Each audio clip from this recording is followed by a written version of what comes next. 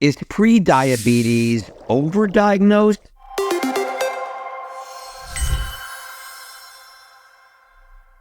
Before we dive in, you're watching The Daily Dose with me, Dr. Mitch. This is a Hue Light web series, and if you like our content, please subscribe and hit that button below. I have 44 years of experience being a clinician in integrative medicine. I've written 4 textbooks for physicians and trained more than 3,800 physicians throughout the United States and the world. We publish a new episode of The Daily Dose every Wednesday, so make sure you stay notified for when we release new content. Make sure you stay with me until the end, and I'll give you my secret tip of the day. A patient epidemiologist's experience in one editorial published May 2024 in the Annals of Family Medicine by Rani Marks, a PhD, MPH, an epidemiologist who is the director of the Initiative for Slow Medicine, argues that prediabetes is diagnosed too quickly, and sometimes that can cause more harm than good. Now, Dr. Rani Marks notes it's stressful when a medical profession tells a person they have prediabetes. She says many people incorrectly assume their condition will automatically progress to type 2 diabetes. Mark said the diagnosis can cause people to go through unnecessary medical tests and laboratory tests. She says this can lead to additional costs such as deductibles and co-payments. In an opposing editorial, Dr. Jonathan Gavison, an assistant professor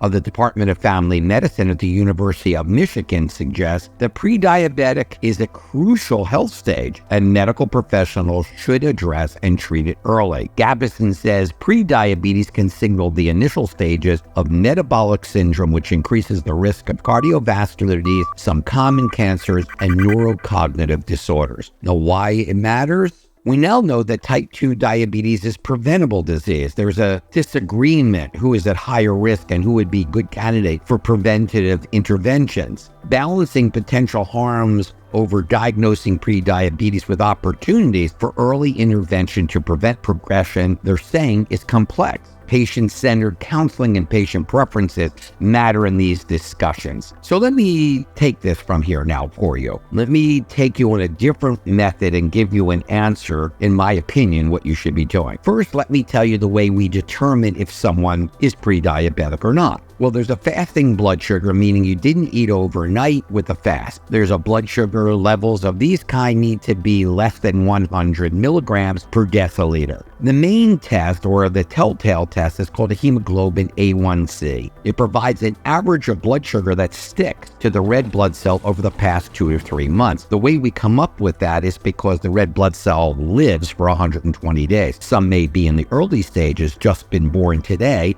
others 120 days ago. So the average is about 3 months. And prediabetes is indicated with A1C levels that are between 5.7 and 6.4. Below 5.7, no prediabetes. Above 6.4, an actual over-diabetic. So what do we do about it? Well, there are lifestyle modifications, eating properly, reducing the amount of carbohydrates, having good proteins, focusing on a balanced diet rich in fruit, vegetables, whole grain, and some proteins, limiting the sugary beverages and fruits, exercising, stopping smoking because smoking can increase insulin resistance would be important. And of course, regular monitoring of blood sugar levels, especially the hemoglobin A1C every couple months, and educating the patient. Now, here's I call it the secret tip of the day, but it's really my opinion of this, and I can tell you right now, there are no two opposing concepts in my mind. In my mind, it's clear. If you are pre-diabetic, you need to work on it right away, because whether you're pre-diabetic or not,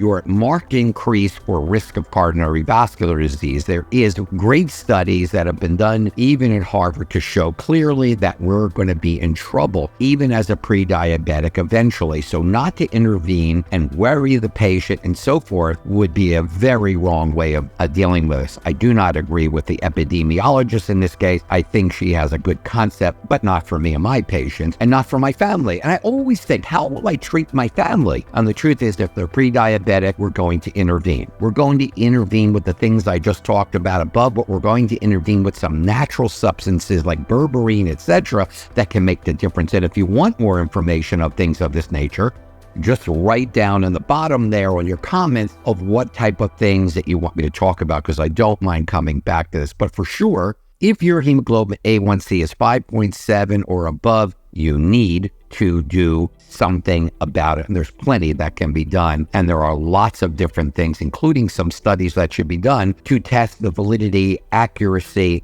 and integrity of your cardiovascular system as a benchmark as it exists today. This is the Daily Dose. I'm Dr. Mitch. And for more information, you can always visit our website at HueLightUSA.com. That's HueLightUSA.com. Thank you so much for watching. I'm Dr. Mitch.